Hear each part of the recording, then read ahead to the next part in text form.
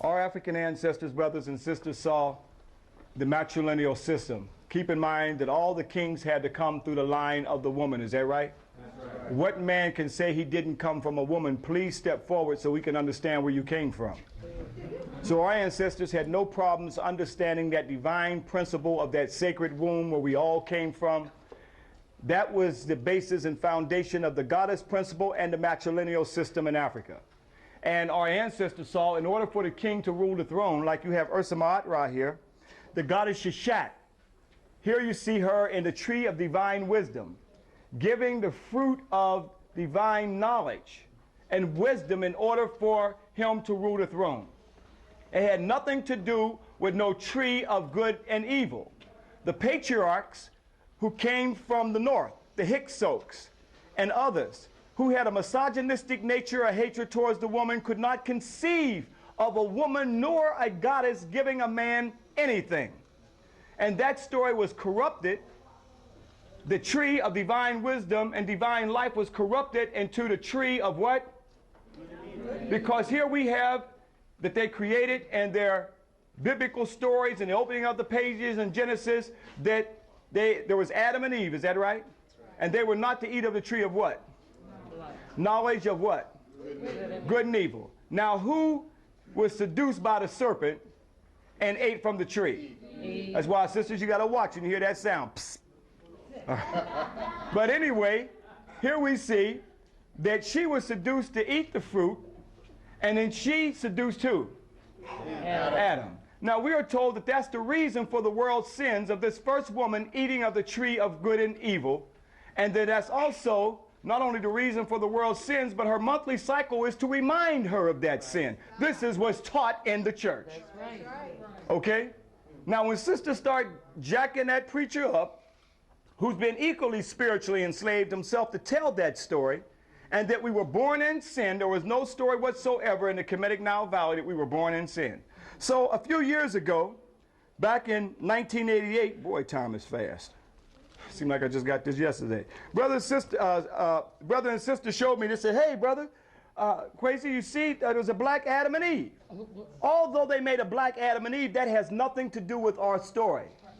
This is what we see the evolutionists and creationists fighting each other, and they know anthropological studies that black people were first, so they put a black Adam and Eve, and gave Adam a jerry curl, and gave Eve a weave. You know, they had to be looking good for each other back then, you know. But it had nothing to do with our story, brothers and sisters. Even though they make it black to make you accept it, this is not still an African story. The African story is the goddess Sheshat giving the fruit of divine life from the tree of divine life and wisdom in order for the king to rule the throne.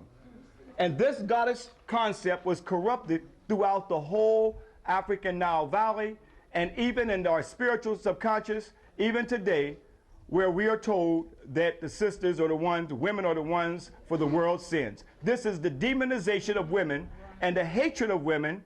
This is part of the sexism that you get in the theologians. Even in Paul, it says that women shouldn't even speak in the church. But I'm letting you know that that is not the African spiritual way, brothers and sisters. We had a God and a goddess. That's a spiritual Ma'atian law that our ancestors saw. Okay?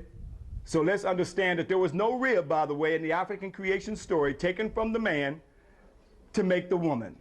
That didn't exist. They were created simultaneously. So we did not have no story, but all of us got a navel where the umbilical cord was severed from our mothers, where we all came from.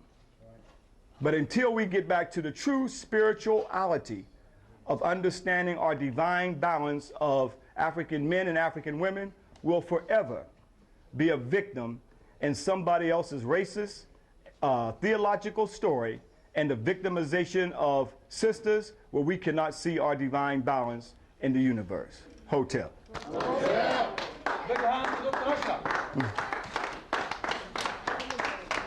And you know the story is corrupted anyway, because as they said, there was only Adam and Eve, and then they created a son named who?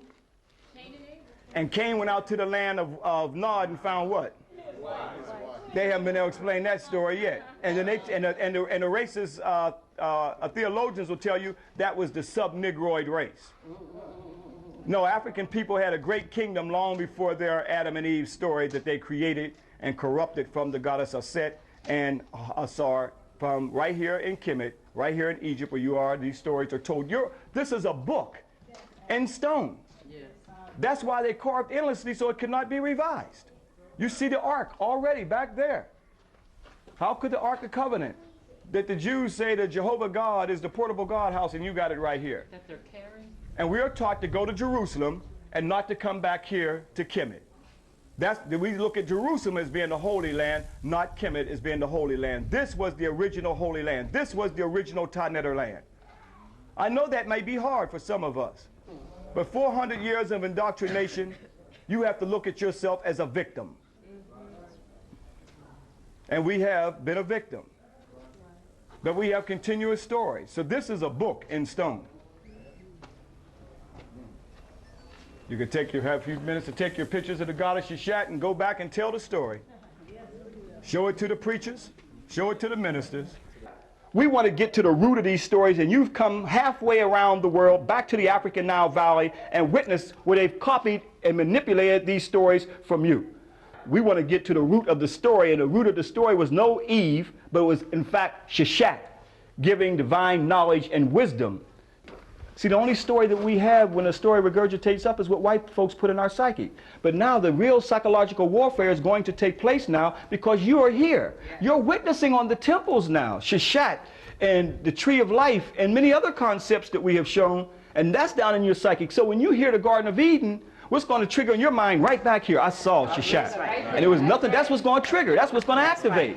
But if you have nothing down in your psychic to fight that, then you can only accept that which has been told to you.